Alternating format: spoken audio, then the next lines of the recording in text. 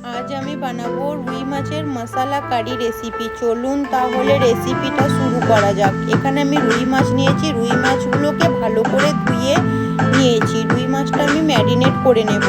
চলুন তাহলে ম্যারিনেট করে নিই। ম্যারিনেট করার জন্য 1 চা চামচ লবণ, 1 চা চামচ হলুদের গুঁড়ো আর 1 চা চামচ কাশ্মীরি লঙ্কার গুঁড়ো আর একটু সামান্য তেল ভালো করে ম্যারিনেট করে নেব। ভালো করে মশলাগুলো মাখিয়ে 5 মিনিট রেখে দেব। অন্যদিকে গ্যাসেতে কড়াই চাপিয়ে তেল গরম হয়ে গেলে ম্যারিনেট করে রাখা মাছগুলো তেলের মধ্যে একটা একটা করে আমি দিয়ে দেব। মাছগুলোকে আমি ভালো করে ভেজে নেব। মাছের এক সাইড লাল হয়ে গেলে অন্য সাইডটা উল্টে নেব, না হলে মাছগুলো ভেঙে যাবে। এরপর আমি অন্যদিকে একটা মশলা বানাবো। চলুন তাহলে মশলাটা বানাই।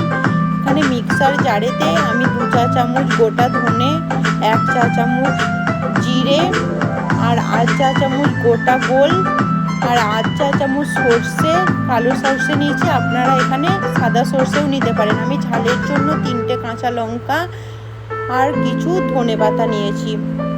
আর নিয়ে নেব রসুন আর ছোট্ট একটু আদা আর 8 চা চামচ লবণ আর একটু সামান্য জল দিয়ে একটা পেস্ট বানিয়ে নেব। এদিকে আমার মাছগুলো ভাজা হয়ে গেছে। এরকম লাল করে ভেজে আপনারাও তুলে নেবেন। এরপর ওই কড়াইয়েতেই আমি 2টো এলাইচি আর 1 চা চামচ কাশ্মীরি লঙ্কার গুঁড়ো আর 1 চা চামচ হলুদের গুঁড়ো দিয়ে দিয়েছি। এরপর যে মশলাটা বানিয়ে রেখেছি পেস্টটা, ওইটা দিয়ে দেব। এবার ভালো করে নেড়ে নেব। তার মধ্যে একটা বড় সাইজের টমেটো পিউরি আমি বানিয়ে নিয়েছিলাম, ওই টমেটো পিউরিটা দিয়ে দিয়েছি। ভালো করে ঢাকনা দিয়ে মশলাটা কষে নেব। মশলা কষা হলে তার মধ্যে জল দিয়ে দেব।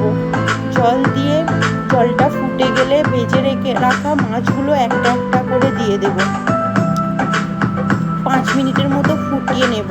তার মধ্যে দিয়ে দেব গরম মশলা গুঁড়ো আর দিয়ে দেব ধনিয়া পাতা কেটে রাখা আর দিয়ে দেবো কাঁচা লঙ্কা কুচি। আমার মশলা কারি রেসিপি রেডি হয়ে গেছে।